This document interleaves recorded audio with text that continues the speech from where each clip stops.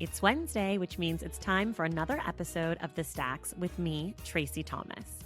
This week, we've got actor, producer, and activist Behzad Dabu as our guest.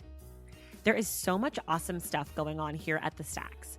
We've got great guests, exciting books for the book club, and the launch of the Short Stacks episodes.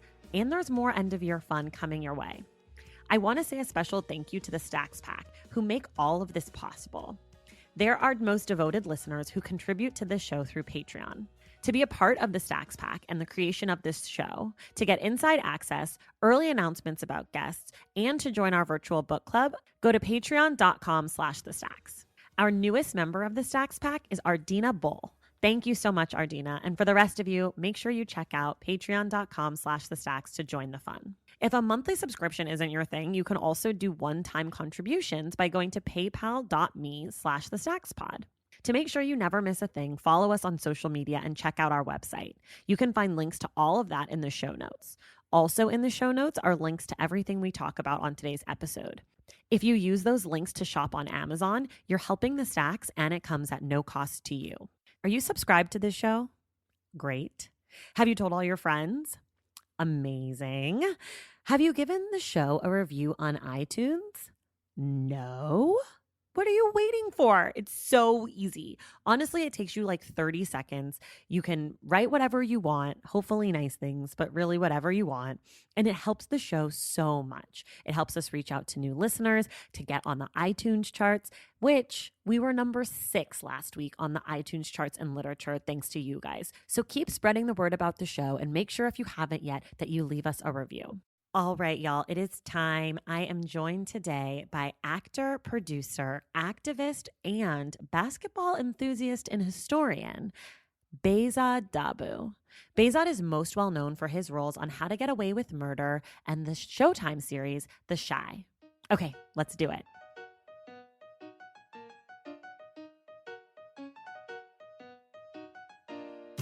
All right, welcome to The Stacks. I am here today with our guest, Behzad Dabu. Behzad is an actor, producer, and activist. You most likely know him for his work on How to Get Away with Murder and The Chi. Behzad, welcome to The Stacks. Hi, thanks for having me. I'm so excited to have you. Tell us a little bit about yourself. I gave you like a very professional line there. I grew up in upstate New York. Okay. And I went to Chicago for school where I stayed and made my life. I sort of say I'm a Chicago actor. I became an actor and a human and an adult in Chicago, where I did a lot of theater. And I started to really get involved in professional theater productions in Chicago and really became a member of the community there. And through doing that, started doing audience facilitation and post-show discussion work, which kind of led me to activism. And I'm a founding member of a group called the Chicago Inclusion Project, which seeks to level the playing field for women and people of color and LGBTQ populations in the arts. And since then, I did a play called Disgraced, which took me around the country, ended up in LA, and now I'm here, and I stayed. Amazing. You basically just gave us the entire layout for the first few minutes of the podcast because we're going to go through all those things. Great. Let's start with your activism work because Yeah. I think that's exciting, and I don't think people always know that actors do other shit. Yeah. So the Chicago Inclusion Project is, you said it, but it's an artist. It's an advocate for artists of color, women, LGBTQ, And people disabled. with disability. Yeah. Go ahead. Yeah, it's we want to be a resource. We hear a lot of times when we are asking for representation or opportunity that people in power often say, well, where are they? Well, Sure. where do we go? Well, what do we do? What do we do wrong? We didn't know. And it's like, well, let me be the resource. And it's certainly not just me. It's actually a woman named MJ Gavino is the real soul and sort of inspiration for that group. And she's the leader now, especially now that I'm gone. She had this idea of we don't need to have any excuse for anybody who doesn't want to do it. If they want to do it, here we go. We got the people. We know the resources. We can tell you what you did right, what you did wrong. We can help you. We can help solve these problems. Sometimes that means calling out things that are racist. Okay. Or sometimes it means calling in and being like, hey, look at this awesome. Look who's doing it right. And this Got is it. great. And sort of amplifying those messages so that people have an impetus to do it. And is it for predominantly film and TV acting, or is it for all artists? Like if I was a visual artist or a singer or something? It's for all artists. To be honest, most of our work has been involved in the theater in Chicago, Okay. because that's where we are Right. involved. But we have spread it. I've been working recently with someone in Sarasota. I've been working a lot in LA with doing a lot of, most of this is myself, but doing a lot of like audience facilitation, post-show discussion. We go watch a play. Do you think the play sort of sends a certain message? Well, let's talk about that and see where your inherent biases are making you create that message. Interesting. And we can sort of have discussions like that. I just did one in LA about gun violence in the Black community. We can do it we can talk about Islam. We can talk about representations of brown people on screen. We can talk about lots of things. And so we sort of just amplify those types of messages. That's so awesome. And do Yeah. you do other activist stuff? I work heavy with Black Lives Matter. Okay. I work heavy with the Reform LA Jails movement, Okay. which is actually doing really well. It's about sort of trying to force the city to use their funds in different ways rather than creating larger jails. So right now, Los Angeles County is actually home to the most jails in the world. That's nice. Most prisoners in the world, sorry. And that's crazy. Like that should not be the case. And they want to build a $3 billion new prison Where? in Los Angeles County. And it's crazy because it's our tax money and we haven't even Been approved talked about it. Yeah. So, like, wait, this is news to me. We got a bunch of signatures. Got it. And the Reform LA Jails through White People for Black Lives and in partnership with Black Lives Matter, we've gotten 200 something thousand signatures so that now it'll be on the ballot. And then the election just happened and they voted to talk about it. So now the 2020 election will actually really. So it'll be like a prop on 2020? Yeah, exactly right. Oh my God, so exciting. So yeah, that's really great. That's very cool.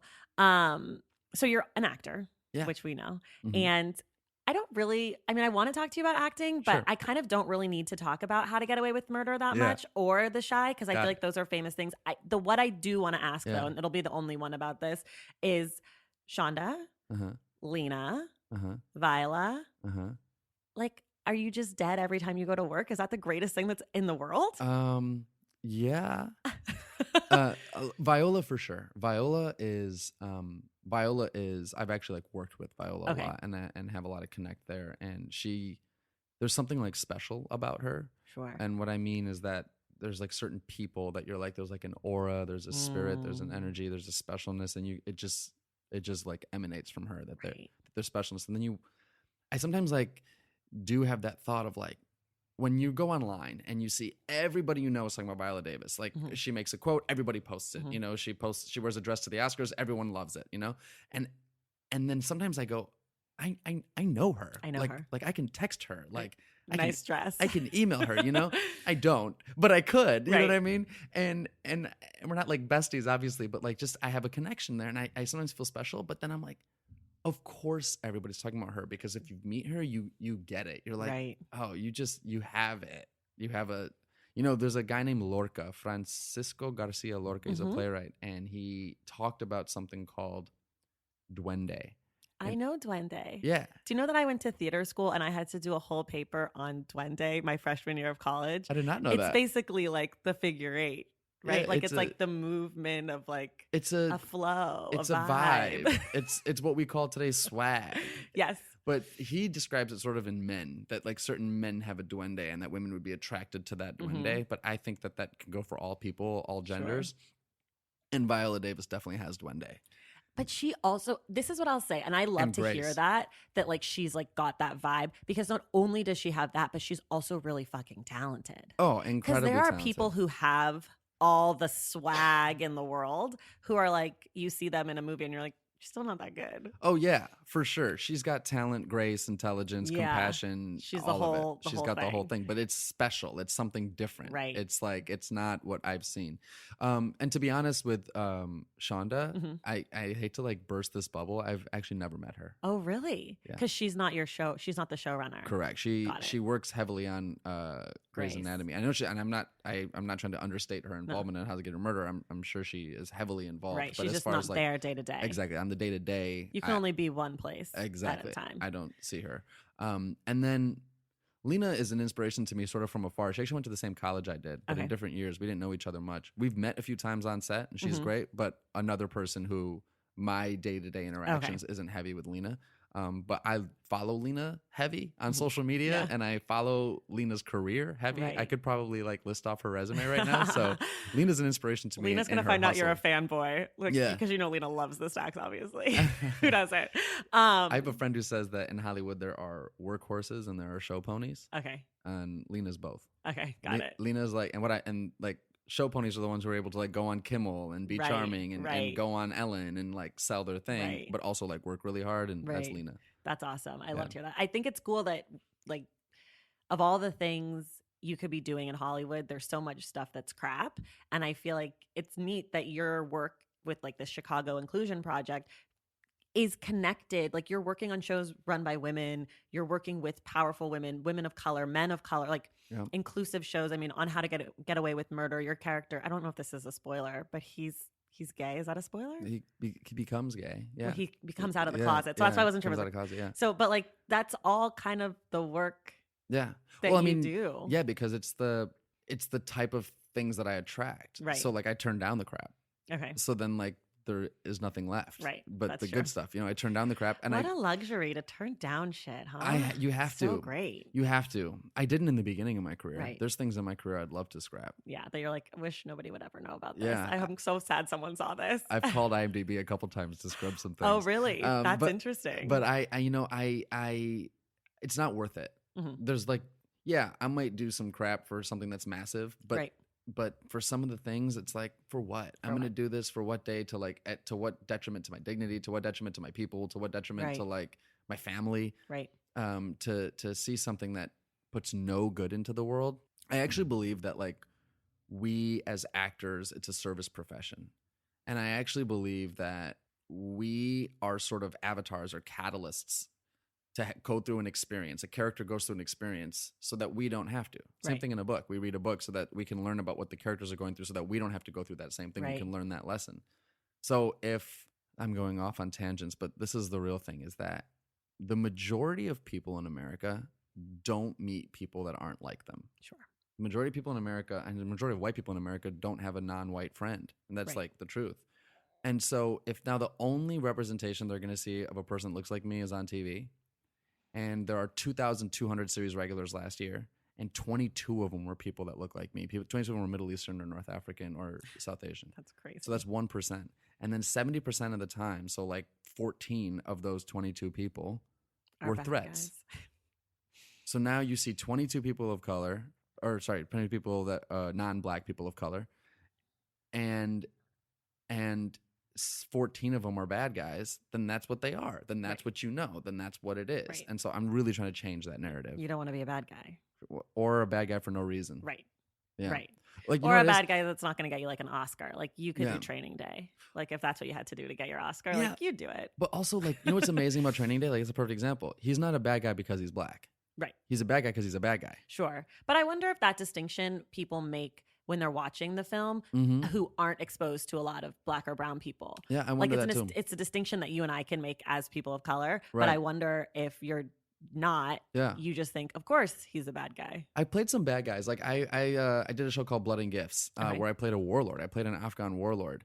But what I loved about that role so much is you actually get to see, a lot of times you see bad guy, he speaks Arabic, Right. bad guy, gun, hates America, Right. you know? Sure. In this one, like you see the American troops come and take his land. You see them kill his father. You see him loving Western culture and Right. Western music, and then like feeling betrayed. You see like what twists with him. I did a show Right. called Disgraced that I worked on the original production of, and with Disgraced, at a certain point, you see domestic violence where a brown man hits his white wife, and a lot of people would say, like, look at that Muslim dude hitting his wife, and I was like, there's a lot of labels in this play. Right. He's a lawyer. He's wealthy. He's a New Yorker. He's a man. He's an American.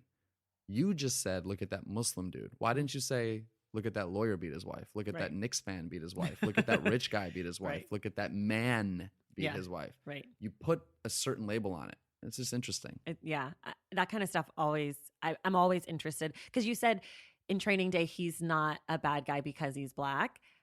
But I wonder if anyone's a bad guy because they're black or Muslim, right? In movies, they're portrayed as that, right? Oh, sure. I see Yeah, what you're saying. yeah. How they're In real portrayed. life, no, Right. I of was thinking, course. like, I'm like, in life, like, I Yeah. don't know. I do bad things, but I don't know if any of them are because I'm black No, necessarily. I but mean, I guess there probably are some things that I do that are because of that. But yeah, it's an interesting thought that as an actor, you have that responsibility to, if you have made it to a certain level, that you have the responsibility to turn down things that aren't.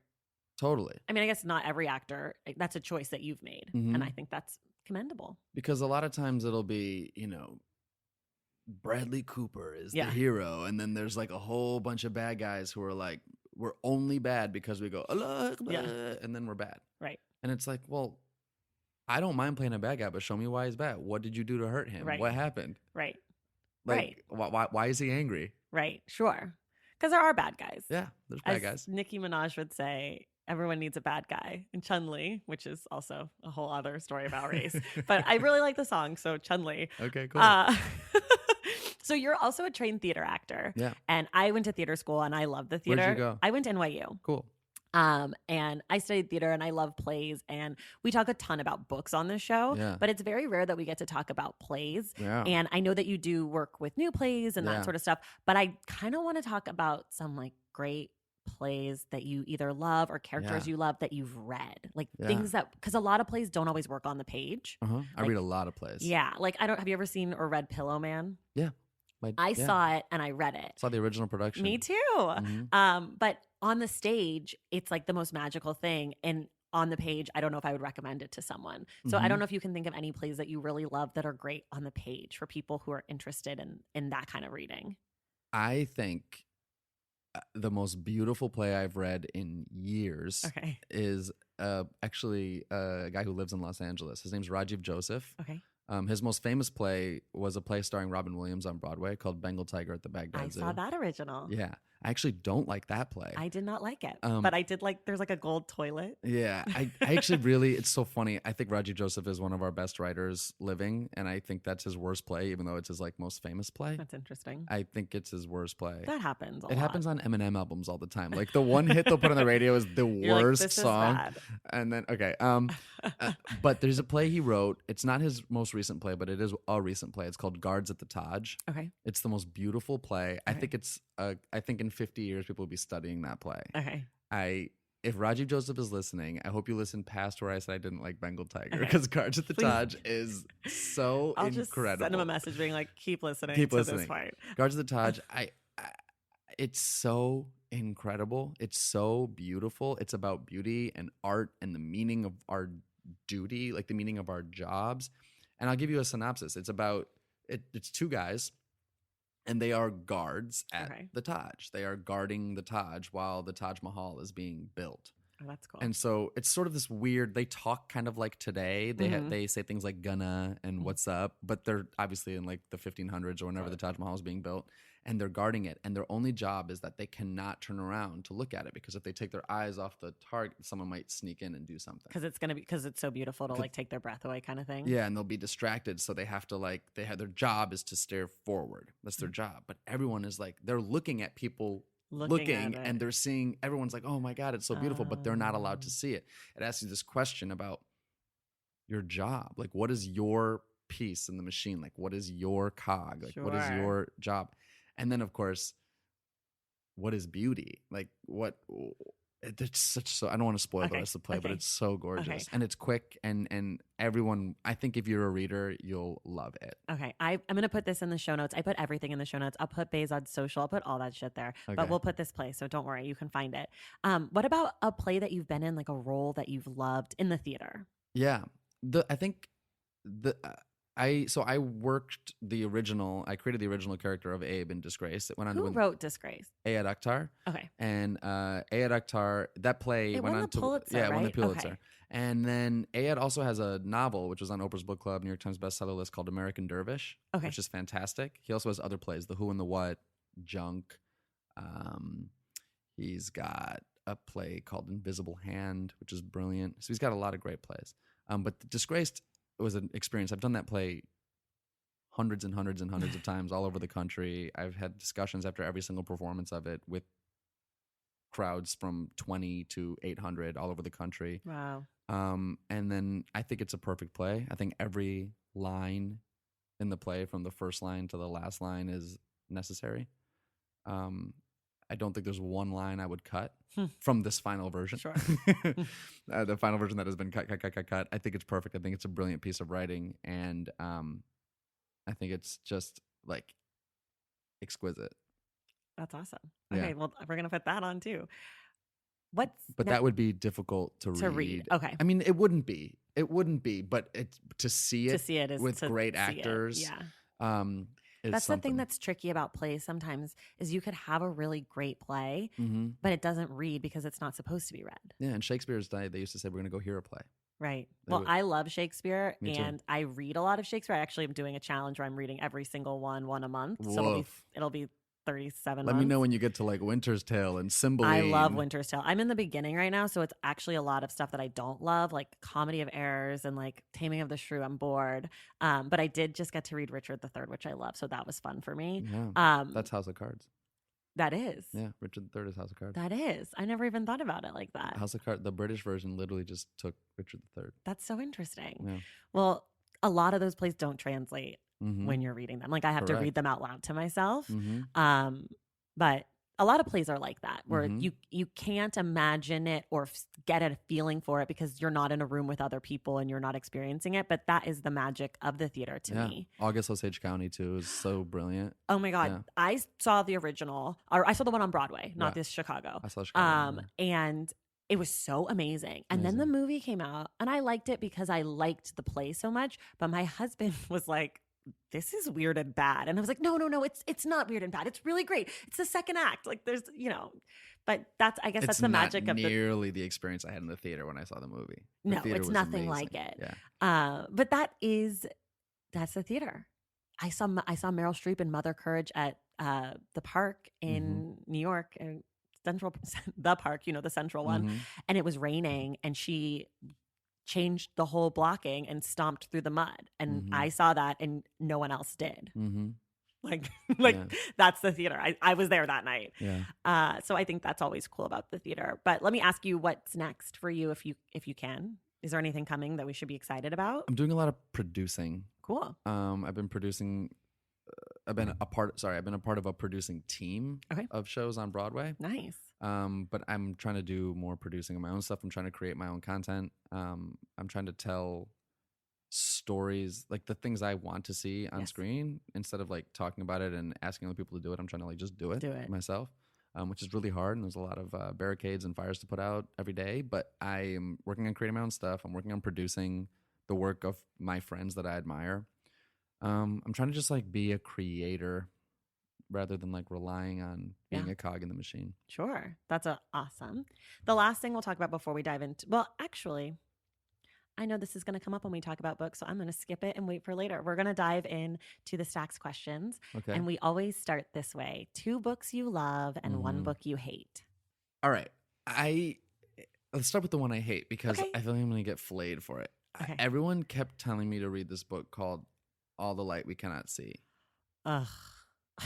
I can't get through 150 pages. You know what? I have it, and I'm right there with you. I'm about Really? 90 pages in. I cannot get into it. Really? Truly. You're the first person who's agreed with me. Well, you found a friend. I thought you were going to like lambaste me real No, quick. my was like, ugh. Okay, correct me if I'm wrong. I'm about 100 pages in, I think. I just can't do it I because don't get it. I'm in one part where this blind girl is like kind of going through the city, and she keeps bumping into things. Okay. And then the other one, there's like a dude who's like working on transistor radios in his room. That's what's happening. And I'm like, can I get more, please? You're like, can I get somewhere? No, I'm fully with you. Here's the thing about books. And it's won every damn award. It's won everything. This is the thing about books on this show, is that we're very non-judgmental in a very judgmental way. So you're allowed to have all your negative opinions about things, and no one cares, because people have come on here and said they hated On the Road by Jack Kerouac. I talk shit about every book I've ever read. So you don't have to worry that your picks are right or wrong, because someone who's listening agrees with you and someone else who's listening is screaming at their phone or their car. So just feel free. I was so excited for All the Light We Cannot See, because like I have friends who are like, you have to read it. Yeah, You my have to read it. mother would not stop. She gave me her copy, and it is still here. Hi, Mom, love you. Okay, let's do your 2 that you love. I love a book called, oh my God, there's so many. This is I really know hard. it's hard. I, The two you love today. I love a book called Court Vision by Okay. Ira Burkow. Or Burko? I don't know. He's a columnist for either the New Yorker or the New York Times. And he wrote this book called Court Vision. He takes 41 leaders in their field, random fields. Everything from like, this book was written, I think, 10, 15 years ago. But he takes like Johnny Cochran. Okay. He takes the conductor of the New York Philharmonic. He takes Sharon Stone. He takes Woody Allen. He takes controversial. But he takes like leaders in the field to a Knicks game. Oh. And then he sits courtside on the Knicks. And some of these people are like basketball fans lifelong. Some people have never been to a game in their life. Some of these people, whatever. And he tries to connect what they're seeing to their field. Okay. And then it's sort of like an interview style. So you just go from like person to person to person. So you'll get to like Johnny Cochran and you'll be hearing these, you get to learn about all these different people in their fields and their stories through, one sort of singular formula. So Johnny Cochran will be like, see the way that they're talking trash and how the trash is actually getting in that dude's head? I actually talk to prosecutors on the way into the courtroom and try to get in their head. So like they're creating similarities. Or Sharon Stone talking about, she goes on this whole like sort of rant about how basketball is sexy and how like the players are like sweating skin on skin, and other sports don't have that because other sports are like full uniforms, but in basketball they're like touching and their sweat is touching. I No talk other about sport this has all the that time either. with basketball. Oh my Yeah. God, I thought I was the only one. Like when they get up into each other's face, I always say kiss. Well, it's the only sport where They're players so touch sweat. close. I mean, wrestling and stuff like that, but the other Sure. major sports, their uniforms are touching and stuff. Mhm. And then, you'll hear the conductor of the New York Philharmonic being like, oh, like that, he doesn't know anything about basketball. And he's like, oh, that guy is sort of like my drummer. And that guy is sort of like my flute How player. fucking And it's cool. so amazing to be like, wow, we as humans can create connections or opposites in whatever we want to. And these are geniuses in their fields to watch the best of the best of the best. And sometimes he asks the same questions of all 40 people, and you're like, it's just really great. I love That's that book. awesome. So that's Court Vision. Okay. And then, God, now I'll do one that's not basketball related. Oh my God, I brought some. He's going into his bag of books. I have a bag of books. Okay, there's a book called The Art Spirit by Robert Henri. Was a professor. He was an art professor at a college. And he was so beloved in the community and the school that his students took notes on like his lectures. And then he died, and this is sort of like a group of students came together and like published a book of his like notes, and they like categorized it by category. And it's like one of those books you can just like open to a page, read something, and get inspiration. It is so inspirational. If you are a creative person, if you're an artist, if you're a writer, if you're a fashion designer, if you are anything that involves like what you think is creativity, you should get this book immediately. You can probably get it on Amazon for like $5. Great. You should get this book immediately, because I can like pick up this book right now, which I'm doing, and I can like open it to a random page. It's just so genius. In various ways, I just open up to a random page, and this is what I read. I co-sign. In various ways, the free people of the world will find and translate the beauty that exists for them.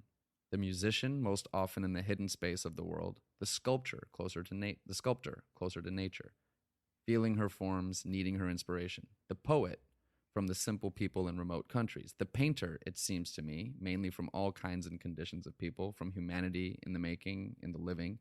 Each man must seek for himself the people who hold the essential beauty, and each man must eventually say to himself, as I do, these are my people, and all that I have, I owe to them. There's that on every page. That's so great. I love that. I love this book. I have like 4 copies of this book. Okay, we'll just start handing them out to people on the street. Let me tell you how I found this book. Okay. I did Disgraced a lot. That play I did it a lot. I did it a lot. And when you do a play that much, you get into a sort of rote where, I mean, even while I'm screaming lines, I'm thinking about other things. Like breakfast. Breakfast, yeah. And especially, it's weird how it happens, but even like in a scene where I have lines every other 4 or 5 lines, I'm like completely doing other things in between those lines. It's only 3 seconds at a time. So there was an incredible set with all these books on the set that they thought that this character would have. And this was one of them. And so I picked it up and started like reading on character in like 10-second breaks on stage. I was like reading, and then I would like shout out my line, and then we would keep going. And I ended up over the course of like 6 months reading a lot of this book on stage. That's so cool. So then I stole it this is the copy that I took off of the set. Center Theater Group, Los Angeles, Mark Taper Forum. Oh I stole this from them. So apologies. Thank you for that. And the hoodie. I took my character's hoodie as well. Well, I don't think they listen. And if they do, it's fine. They won't be able to find you. Yeah. What are you reading right now? I'm reading a book called Showboat by Roland Lazenby. Okay. It covers sort of like the 1980s Philadelphia. There was a lot of gang violence in 1980s Philadelphia, and this guy named Sonny decided to create basketball leagues for these like different neighborhoods to get their aggression out on each other. And so they did. And so they created the like best of all time basketball league. If you like legends came from this basketball league. And it sort of like asked the question is if we didn't have it, what would have happened to these legends? Would they have just been like caught up in gang violence and never played? Or what would have happened? But one of them is Kobe Bryant. And so it's sort of like after you hear all about like the basis of the Philadelphia politics or something called the High Line, I think it's called in Philadelphia, or something like that, which is like the wealthy area. And then there's like the other areas, and there's like the Jersey areas, and there's all that kind of stuff. And they all play, and then it sort of goes off on a tangent, sort of follows the Kobe Bryant narrative because of how impactful he was. So it's a really great book. I'm loving it. And what are you looking forward to reading? The next book I'm going to read is called Just Kids by Patti Smith. Oh yes, I've heard great things. I have it. I bought it years ago. I just haven't gone into it. I have so many books that I bought years ago that I haven't started. So that's one of them. I got to like not buy new books so that I can just read the ones I have. I'm also reading this book called If They Come For Us. If They Come For Us by Fatima Asghar, who's a friend of mine. Oh, nice. And Does she want to come on the podcast? I will ask her. Yeah. She's the busiest person. Send her I my know, email. It's fine. But I will. Behzad, thanks for always being here for me and for our shared histories. I love you. Oh, she's so sweet. It's incredible. It's incredible. And it's a book of poems. And do you read a lot of poetry? I don't. I don't either. I have a hard time with it. I don't know why. I feel like I'm too stupid. Like I think that I project on myself that I'm dumb and I can't get it. Yeah. Or something. I don't know why I have such a hard time with poetry. I agree with you. I also don't read poetry, but for some reason this works for you. This just really works for me. Okay, if they come for us, for people like Behzad and I who don't read poetry. It's not pretentious. Okay. It's just not pretentious. Like, can I read a little bit of one? Sure. This one's called Partition, Fatima. You're Kashmiri until they burn your home. You're Kashmiri until they take your orchards. You're American until the towers fall, until there's a border on your back. I just like, that's a few lines. It's just like, It's really like, boom. But you're American until the towers fall is so real to me that I'm like, yeah. Because what are you ethnically? I'm something called Zoroastrian, which means I'm Middle Eastern. I'm Iranian and Indian. Okay. So we're like ethnically Indian. We've been in India for 2,000 years, but our bloodline and our ancestry is all Persian and Iranian. Okay. But to everybody else, I'm just a brown Muslim. Got it. Are you Muslim? No. No. What are you? Or are you religious? Zoroastrian. Oh, that is the religion also. Yeah, okay. It's religion. Interesting. Yeah.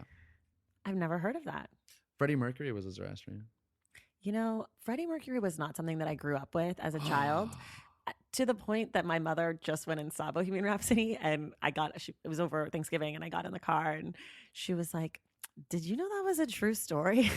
Oh my God. I was like, I actually did, but no thanks to you guys. Yeah. I don't know how true Bohemian Rhapsody was. I thought sure, but like she didn't know that Freddie Mercury was like a person. A big deal, yeah. Like that was a human that like I'm sure she knew the song, of but course, like I always tell that story and I laugh because I'm like, that's not. People are like, do you want to see it? I'm like, no, not. It doesn't do it for me. You're not missing anything. It's just not for me. Yeah. Like I didn't grow up with that.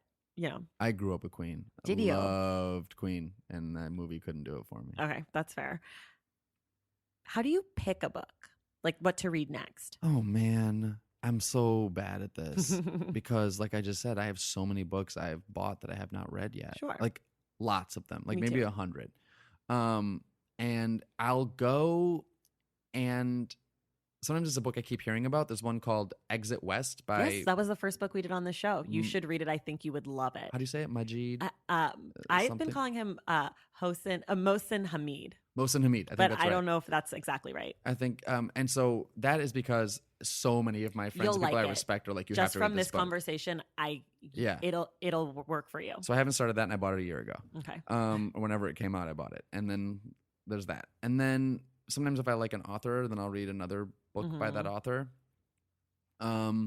But honestly, I'm just at a bookstore and then I pick something up. Now, Yeah. with basketball books, I will say I've read every book about You're a basketball. huge basketball fan. Huge basketball fan. You're a basketball historian. I am. You're like a certified. Apparently, That people, you can be a certified basketball you can. historian. So I on Amazon, I'll just get like an alert if like NBA basketball is a tag in a book. I'll get an alert if I want to buy it. Like I just went to Jackie McMullen's book signing, and she's like the best basketball writer. And I know who she is. I got her book. Did you read Shea Serrano's the basketball and other things, like comic fun totally, book? totally. I love him. And that's based on like the true hoop style of like basketball with illustrations. Yeah. Well, so he has another book called The Rap Yearbook. Oh, You I like know do you listen to rap music? I do. Yeah. Okay, it's called The Rap Yearbook. It's from 1979 to 2014, and every year he picks the quote unquote most important rap song of the year and then talks about it. But it's in that same style with pictures. It's so fun. Oh, cool. I liked it more than basketball and other things because I thought it was really funny and funky. And he'll pick a song, and then someone will come on, another writer, and write a little blurb about another song he could have picked or should have picked. Oh, cool. So it's really fun, and there's drawings and maps, and like, I love this that. song's about like gangsters, or this song's about Yeah. drugs, and it's really fun. Well, what's the last book that someone recommended to you that they just like nailed it, that you just loved? Okay, this is a lame answer, but I'm Okay. going to be honest. Go ahead. Game of Thrones. Okay. I didn't watch the show, and I didn't read the books. And one of my best friends, Hillary Williams, was like, I'm telling you, Behzad. I'm like, no, I don't like dragons. No, I don't like it. I don't want dragons. No, I don't want fire. I don't want it. I don't want it. And she's like, can you just read book 1? 1,000 pages. So I was like, ugh. So I read book 1. I mean, 300 pages in. I was like, you're absolutely right. I'm so sorry. You're 100% right. I hadn't watched any of the show yet. So I read book 1. Like 500 pages into book 1, I buy the volume set, book 1 through 5. Okay. So I was like, now I have 1 through 5. And I read all 5 and like very quickly. That's 6,000 pages. And have you watched the shows now? Now I've watched the shows and I'm caught up and I can't wait. I've not done any of it. It's just, I'm just like so not something that I think that I would be into. / I don't want to get into it because it's too much of my time. yeah. And again, we've met today, but I will say that like you think you won't get into it. No, well, part of me is like, I don't think I'll like it. And then the other part of me is like, what if I like it and then my whole life becomes this for like 6 months and all I do is watch Game of Thrones? Like, ugh, what a waste of my time. So I was always against the e-readers because I like real books, but I didn't want to carry around 1,000-page books. And I was living in Chicago at the time. And I was like on the train, just like going back and forth. And I was like, I'm not carrying around these 1,000-page books, especially because if I finish book 1, I got to go right into book 2. I don't want to carry 2,000-page books. So I got an e-reader just for Game of Thrones. And there's something that happens. I'm not going to spoil it, but everybody who's read it will know what I'm talking about. Like halfway through book 3, that is like the big event. Is it the Red Wedding? It is. I know all about this. And I hadn't watched the show, and I'm just reading this book. And like, I'm on the train. I threw the e-reader. I threw the e-reader. I threw a piece of electronics on the train in Chicago. I didn't even want to or mean to. Like, it's what happened. Like, my body threw it. My body was like, no. And it threw it. And I couldn't. It's unreal. It's just so good. I'm going to make a bold statement here. Okay. I'm not saying it's the best writing, and I'm not saying it's the best writer. Okay. But I am saying it is one of the greatest stories ever told. I'm not talking about the quality of the writing. Sure. You're saying the story. The story. The plot is incredible. You're talking my language. I love plot. This sounds like a thing. Well, let me just ask you about your e-reader since you brought it up. Yeah. Have you read anything on it since? Well, yeah, because now I have it. Oh, okay. I wasn't sure. I'm very anti e-reader. I don't have one. I'm scared to get one because I don't want to like it. Yeah. But I did read an 1,100-page book and I carried it around with me, and I had a wrist injury, which is very nerdy because in my other life I teach fitness, and there's something like wearing a wrist brace when you're teaching a spin class and people being like, are you okay? And me saying, yeah, I heard it reading a book. Yeah. Like super nerd. What's a book that you like to recommend to people? Sacred Hoops. Okay. Talk about by it. Phil Jackson. Sacred Hoops is not long. It's a quick read. It's about what is the tagline? He calls it "Spiritual Lessons of a Hardwood Warrior." Oh, so dramatic. It's about mindfulness and compassion and leadership and sacrifice. And he was the coach of the Bulls and the Lakers. Lakers. If you don't know what Phil Jackson He also is. won 2 championships as a player in 72-73 for the Knicks. Just a few of the most storied franchises. He was raised in North Dakota in the Lakota Sioux tribe, if I'm pronouncing that correctly. And so he takes those lessons into his players. And one of the reasons why Michael Jordan and Kobe Bryant and Shaq got so sort of heady in their nerdship about basketball is through Was Phil him. Jackson and like the meditation and the visualizations, and you learn. You do not have to be a basketball fan. My father and mother, I recommended this book to. I mean, you just have to be a person who is interested in how leadership qualities. I use Lessons from Sacred Hoops all the time. I love that. Are there things about your reading besides buying books that you have no intention to read right away that you wish were different? Yeah, I wish I read more. Sure. So moving to LA has hurt my reading a lot. This is what happened to me because there's no train. There's no train. And that's a huge reading. You are speaking my vibe. New York, Chicago people, Yeah. y'all on those trains, DC people. Yeah. Just imagine if you didn't have that. E-books. I read 50 books a year because I was reading a book a week on a train. And I live about an hour from where I worked. And then I would go to the theater, which is the Goodman downtown. That's another 45 minutes. So I'm talking an hour there, 45 minutes to the theater, 45 minutes home. Every day with a book. Every day with a book. Every single day. Sure. That's a lot of reading. Yeah. Now I'm driving. Valentine's Day is upon us, and I've got love on the brain. Love for books. Duh, of course. Hello. Did you forget what podcast you're listening to?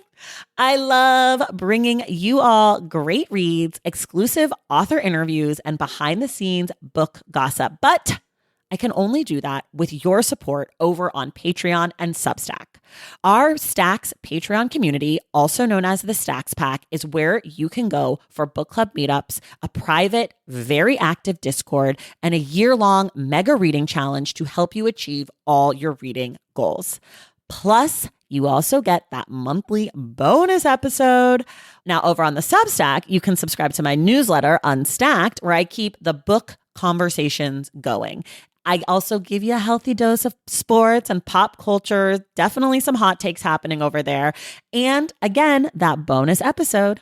If you don't have a few dollars to spare, don't worry. There are free options on the Substack and the Patreon to get you a little extra Stacks magic. Making this podcast is a total team effort, and by supporting my Patreon and my Substack, you allow me to support my amazing team that makes the show possible every single week. So if you or your friends are looking to meet other book lovers and support this indie podcast, come hang out with me on Patreon, Substack, or both. I would love to have you. And since we're talking about love, you can gift subscriptions to the Patreon and the Substack for that special reader in your life. For the Stacks Pack, head to patreon.com/thestacks. And for the newsletter, head to tracythomas.substack.com. And also, there are links to both in the show notes. Okay, see you in the Stacks. Moving to LA, my reading dropped a lot. Like one of my New Year's resolutions will be to read more. And I got to just carve out time before bed to do it because otherwise it doesn't happen. Yeah. And also I'm reading so many like scripts constantly and I'm reading so many plays constantly. People don't realize how much actors read. Oh my God. You don't think of it's just not something that you think that actors do, but they do read a ton. I mean, and a lot of it's crap. Yeah. During pilot season, I'll get 3 or 4 auditions a week. I'm going to read 3 or 4 scripts. Right. A script might be between 40 to 70 to 80 to 120 pages. I'm reading all 4 of them that week so I can audition. Right. So it's a lot. That's a lot. And then when you do that, then I don't want to read at night. Right. So then I don't. And so sometimes I will say LA has killed my reading habit. Chicago just encouraged it on the train. Sure. I was reading so much on the train. Missing stops and all kinds of stuff. Yeah. No, it's true. Kind of how this podcast came to be long range was that when I moved to LA, I wasn't reading as much. And so I set a reading goal for myself for 2016. And I said, I'm going to read 12 books this year. That's it. I'm going to keep it really simple, 1 a month. And I finished like December 30th. And I was so proud of myself. So I said, okay, 2017, I'm going to read 13 books.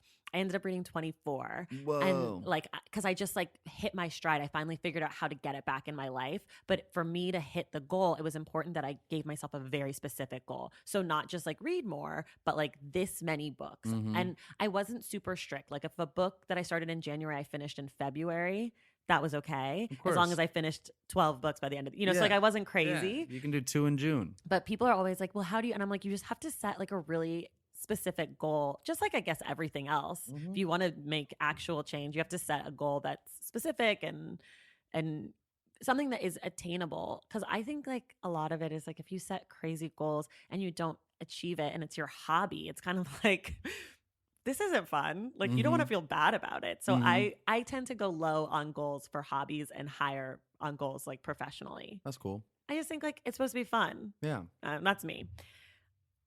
Do you have genres besides basketball books that you love or genres that you don't love? I won't read horror. Okay. Messes me up. Can't sleep, especially because I read before bed. Sure. Can't do it. Nightmares. So I'm not reading horror. It's so funny. I would literally say I also hate fantasy, but I just plugged Game of Thrones. Game of Thrones very hard, so you can't say that. But I don't consider it sure, fantasy. It's fine. You don't like fantasy, but you'll read anything that's great. If it's like a great fantasy book, then it's a great book. But like, I don't want to read like anything that's in space. Sure. With like aliens and stuff. I don't want to read But that. if it was really great, you probably would like it. Yeah, probably, I guess. But you might buy it and just leave it on your shelf. Like Game of Thrones, when I finally listened, because my friend, I literally did that because she was my friend. When I finally read it, I was like, oh, this isn't fantasy. The dragons represent something. Like this is the War of the Roses. This is the War of 1812. Sure, this is history. sure. This is awesome. This is allegory. I love it. I love it. Like the Dothraki people are like the Ottoman Empire coming in. Like, whoa, I can see it. You're feeling it. I am. You felt it on like levels. I Is am. what you're telling like us. they're the people of the earth. They're the people of the sand. They're called savages, but really they're like way more advanced. Then there's like the white people in Europe, which they call Westeros. But like, you know what I mean? It's like, I see. It's dope. I see. Dope. Okay, you're really plugging this. Sometimes though, he does like 3 pages describing food. There's nothing I hate more than long descriptions of things I already know. Like I know what a rose is. You don't need to do it. No, but he'll be like, and then the turkey with the thing, and then the mead, and it's like old food too. So it's like not even food that I'm aware of. You're like pigeon breast, and I'm like, okay, we got it. It's cool. a bird. Can we go? Does it taste like chicken? Let's keep it moving. All right. What's the last book that made you cry? It's a book called Contested Will, and it's by James Shapiro, and it's about who actually wrote Shakespeare if it wasn't Shakespeare. Oh. But it goes on like a little narrative adventure. I don't want to know if it's not him. I need it to be him for some reason. Yeah, but like this book offers so many theories. Like, what if it's not even like... If it's a black woman, then I'm down. Otherwise, like... It definitely wasn't a black woman. Right. So like it's fine. Like I've resigned my mind that like some white guy wrote it. So like unless you're going to tell me like it was... a woman or what if I told you it is like there's possibilities that it was like a collection of people and that Shakespeare wasn't a real person? No, that's boring to me. What if I told you that it was actually this like really high level like duke but since Shakespeare's work came at the king so much, he had to like pretend to be some peasant. But I don't know, because I don't know who that is. You know what I mean? Like, yeah, I hear you. I like that it's Shakespeare. This is like one of those conspiracy theories that I'm like, I don't have time for this. Like, I could talk to you about JFK conspiracies all day, me too, yeah. but like William Shakespeare's conspiracies, there's like, leave me alone. There's a lot of books that like kind of go at the facts, but this book kind of takes you on a narrative. Okay, and it's really fun. But it made you cry. And it made me cry because it talks about the importance of it without it mattering who wrote it. And like Shakespeare was born with a birth certificate in Latin. He died with a death certificate in English. He is like primarily responsible for English becoming the popular language because like English was the language of the dumb, of like Latin was the language of the educated. And he made English the cool language. Like he made English the thing. And like 1/5 of the words we have today are coming from Shakespeare. Right. And that's before we had words that he couldn't even have invented, like computer and internet and things like that like he didn't even, or air conditioning. Like those aren't even things that like he could have invented. And still, so I don't know. I just was moved by it. I like that. What's the last book that made you angry? Naomi Klein's The Shock Doctrine. If you don't want to throw your book across the room at how messed up everybody is, then it made you that angry book. Because of the content, or it made you angry because of her? Like, no, you didn't agree she's with her? great. Oh, okay. She just like points out things that happen, and you're like, so the shock doctrine is a principle that is that when there is bad things happening, whether it's a natural disaster or a war or whatever, there are a group of capitalists who will come and take advantage of that and make millions and millions or billions and billions or trillions and trillions of dollars off of people's trauma. And then so she goes through like 8 or 9 examples of it and just like really dives in. And the first one is like Hurricane Katrina. I think I've read this book. Oh my God. Did it come out like maybe like 2000, like 10-ish, 11? You don't No know. idea. I think I read this in New York. I just was like, and then it's like Hurricane Katrina, and then this group comes in and puts a bunch of charter schools in there, and that guy makes $1 billion. And then it's like, this hurricane, so now we're gonna charge $18 for a bottle of water and $64 for a gallon of gas. Like just people who do that stuff, and then you hear about people that actually create problems for financial gain. It's called the shock doctrine, and it's just Like- you feel so helpless and angry. Ugh. What's a book where you felt like you learned a lot?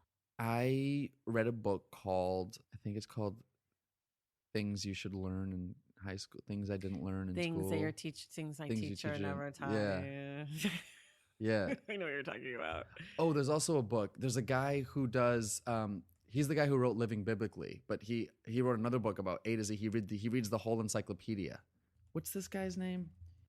AJ Jacobs. is That's the exactly author. right. That's exactly Okay. right. And he has a book about where he basically does this thing. This is the book where I learned a lot. Okay. He decides that he is going to read the entire encyclopedia from A to Z in a year. The know-it-all. Yes. And what he'll do is he actually talks in the book. He does two things. He has two things at the same time. If he like reads a really cool thing and like the letter C, then like he'll put it there. He'll be like, I don't know, he'll be like Chihuahua. And then like so you like learn about that cool thing that he learned about. And you're like, oh cool, I just learned about a Chihuahua. And then like for letter D, it's something else, right? But then he also talks about what this process is doing to his life. And like it threatens his marriage. Because like to read the entire encyclopedia is a lot in a year. It's a lot. And he also has a job and he has like a family and his wife is like, stop doing this stupid thing. And it's a really good book, but you learn a lot because they'll be like, isn't this fascinating about Chihuahuas.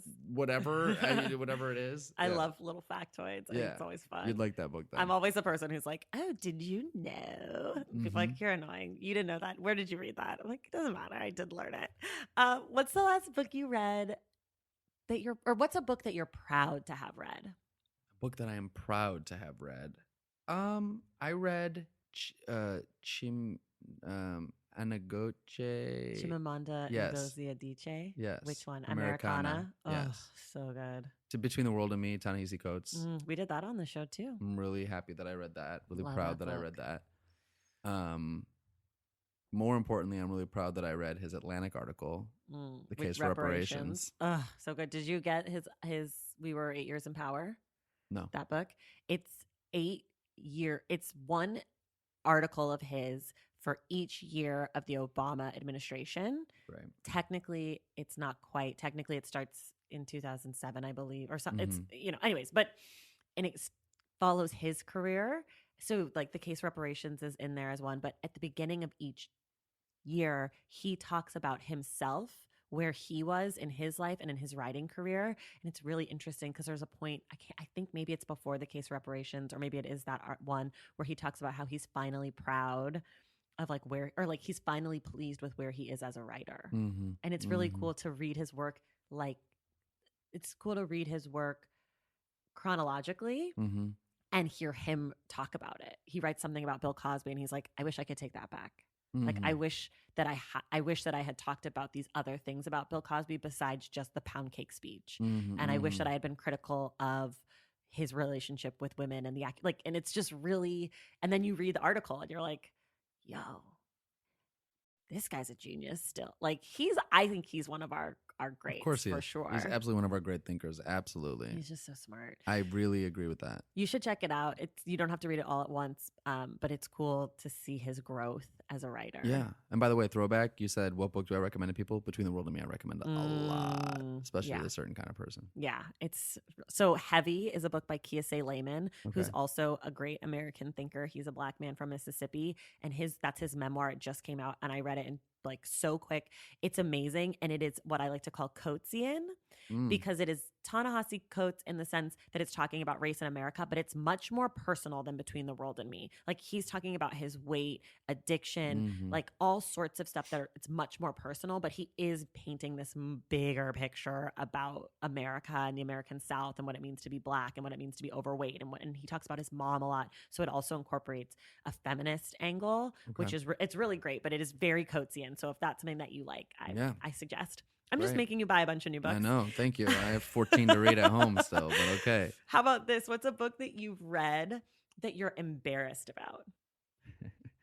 Okay, so my obsession with basketball books is going deep. Okay. Like really deep. Okay. And so there was one book and it's called Foul Lines. Okay. It is so bad. Okay. I mean, it's like it's high school basketball phenom. Oh, it's fiction. Oh yeah. Oh, okay. Oh yeah. And then and like all the names are just like slightly different from like Stefan Marbury is like it's like Steve Starbury or something like that. You know what I mean? And you're like, okay. And then like of course the women come, the gold diggers, then the agents. Got it. Oh man. It's so bad. I mean, like page 2. It's like I was after school specially. Oh yeah. Oh my and God, I was like, oh, this is bad. And then he's like, and he's just thinking, well, who do I trust? I can't trust these people because they're only in it for the money. And these people are only in it for the fame. I'm just in it for the game. Oh my God, I'm dying. And I was like, oh, why am I reading this? But I was like, well, I have to know what happens. I have to know what happens to Steve Starbury. Yeah, or whatever. Oh, it's so, I hope this person's not listening, but man, it's bad. They know. Foul Lines. They know. What about a book that you've never read that you're embarrassed that you've never read? Oh, there's so many of those. I know. Oh, give them to me. Pride and Prejudice, haven't read it. I have read that and I'm not embarrassed, and that is on my do not like. Anna Karenina, haven't read it. The Russians, I'm a Russian, non-Russian reader. Umberto Eco's A Stranger, haven't read it. Sure. Like, just give them to me. I haven't read them. Okay, perfect. And then you know what? Same thing with those movies. I haven't watched them. Oh, I've won't never watch seen Citizen any of Kane, them. Won't watch Casablanca. I have seen that. Don't care. Don't I've want to never watch seen it. A Godfather. I've never seen That's a crazy. Jaws. I've never seen an E.T. I've never seen a Star Wars. I've never seen. You don't like Spielberg at all. Is he Titanic? No, that's James Cameron. I've seen James Cameron's films. I've seen Schindler's List. Okay, the black and white one. All right. Janusz Kaminski did the cinematographer, by the way, Columbia College, Chicago. Okay, well, I've seen some Spielberg. I don't know what else I've seen, but basically, not Jaws, I've not E.T. seen. He produced Star Wars with Lucas. I've not seen like any movie that is on the list of movies that everyone's seen, which was particularly hard in theater school. Yeah, well, all the black and white ones from the 40s, 50s, 60s, 70s, I'm out. Like, I've seen Gone with the Wind. Wait, that's like my favorite movie. I'll give you here. Anyone who's curious about my favorite films: Gone with the Wind, A League of Their Own, Jerry Maguire. That's it. That's the list. So, did you know that there is a documentary coming out about the real women from A League of Their Own? Do you know that I met the real women of A League of Their Own during like the 1996, whatever year the All-Star game was in Seattle? Wow. My dad's best friend was he played for the A's. He won World Series there, Bill North. But he lives in Seattle, and we got to go, and I got to meet like the real women, and That's amazing. I was like, "Are you Dottie Henson?" And she's like, "Okay, no, like that's a character." But I was like 10, and I thought it was so great. Yeah. But I will watch. I mean, they're making that because there was a lot of like they were lesbians, and they didn't really touch on that much in the movie. They sort of like. They kind of like allude a little tiny bit. But I don't even know. I would never even have thought of that, but of course they are. And so this documentary is going to like touch on God, that part of it, and how the movie was like, oh, they're women, no one watches it, but there was also a lot of but they're lesbians, and that's like that's Satan work, right? Well, and that film is chronically underrated in sports movies. Like everyone talks about Rudy, whatever. Rudy's trash. Rudy is so We could talk sports movies for a long time. I love sports movies, but A League of Their Own is top 5 sports movies, and I don't care what you say. He Got Game is the best sports movie of all time. I have not seen that in so long that it's possible that I can't even talk about it. I know that I've seen scenes from it. I maybe haven't even seen the whole thing. This is what we call a very important movie tangent. I like don't even remember where we are on the questions. Let's see. Are there any books for you that stood out for you by or about actors and acting that you feel like are really great books? Yeah. Because there's a lot of books on acting, and a lot of them are garbage. There's one called Approaches on Acting. Okay. That I really loved. John Jory has a book called Tips. He also has a book called Tips 2, which is great. I'm hesitant to recommend this, but I'll be honest. I loved this book and it did a lot for my work as an actor, but I think the author is trash as a human. Is it Woody Allen? No, Oh, okay. It's David Mamet. Okay, same difference. It's a book called True and False. Okay. And I think it's brilliant. And I think a lot of brilliant people are trash. Okay. So I'm not like plugging David Mamet, but I will plug True and False, the book. There's also a book by Anna Devere Smith. I think it's called Letters to a Young Artist. Okay. Really great. She's fantastic. Yeah, there's a lot of great books on. And then this Robert Henri, The Art Spirit. Right. That's not about acting, but it'll help. Sure. The Yeah. craft. Okay, I have 2 more questions for you. I'm going to try to keep it just to 2. I always end up adding another one, but I'm going to do 2. If you were a high school teacher, what's a book that you would recommend to your class? Night By Eli Wiesel. Yeah. We read that in high school, actually. Me too. It's a good one. So you would just take someone else's recommendation. Oh, you're saying like, okay. Like I was saying, like if you, I mean, that's a good one, but I feel like high school kids do okay. read that. No, you're right. I hear what you're saying now. High school teacher. What I want my kids. This is really a good question. Thank you. I wrote it myself. The Adventures of Cavalier and Clay by Michael Chabon. Okay. I've not read that, but I've heard good things. Yeah. Okay. This will be your last one. I stole this one from the New York Times book review, or by the book, whatever it's called. If you could make the current president of the United States read one book, what would it be? The Bible? No.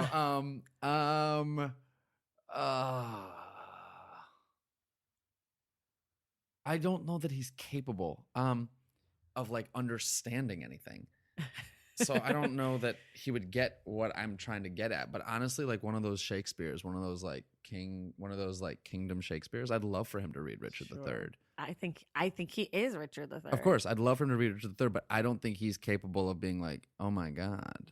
Or like something like The Art of War. Like something where just to make him realize what a egomaniac he is, or like what an ignorant, like sort of fool he is. Because I don't think you can get at a 72-year-old man's compassion. No. I think it's too late. Too late for you. Yeah. So I think the only way to bring down the braggadociousness of a 72-year-old man is embarrassment. And I think if he can watch what happens to Richard III, he might go, shit, this might happen to me. I might need a horse and not have one. What a nightmare. Or, no, this is stupid. I was going to say Game of Thrones. I was like, read it, dude. Watch he's not getting through that. No, because he's going to think that he's the noble one. Oh, but he's not. No. He could be Lear also, but yeah. Lear has a weird twist that is... Lear has a little bit of compassion and a little tricky humanity that I don't think Trump has. No. Also, Lear's like incredibly intelligent in a way that Trump is not. Right. But Richard III is really fucking smart. Yeah. That's the thing. Who's as dumb as him? That's the thing. That isn't a thing that Shakespeare was writing about. I don't think he could have conceived of such a thing because fame in that way wasn't there. Like this, like crazy. Because everything was smaller, closer, more localized. So this like huge, I don't think that exists. And like, because all his fools are smart. There's dumb people, but it's in a different way. Like they're beautiful and dumb. Is there a book that dumb people can really get enraptured in? Because then maybe everybody else can like do stuff while he's reading. There's a book that everyone can get really enraptured in. It's called 50 Shades of Grey. Yes. It's amazing. It's called The Hunger Games. Also fantastic. I don't think he could read about a female protagonist, and both those books you just mentioned have that. You're right. Okay.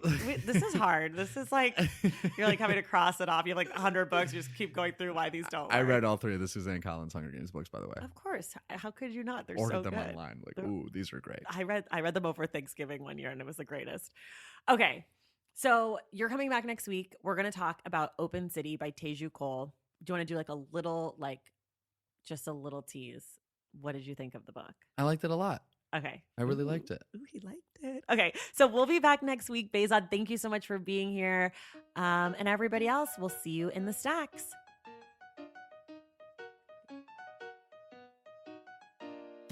Thank you all so much for listening today, and thank you to our guest, Behzad Dabu. Behzad will be back next week to talk about Open City by Teju Cole for the Stacks Book Club. To join the Stacks Pack and to get inside access to this show, like perks and our virtual book club and a lot more, go to patreon.com/thestacks. Make sure you're subscribed to the show wherever you get your podcasts. And if you're listening through Apple Podcasts, please take a moment to rate and review the show. I want to give a special thank you to Carlos Shane Clark. Our graphic designer is Robin McCrite, and our theme music is from Tagirigis. This show was created and produced by me, Tracy Thomas.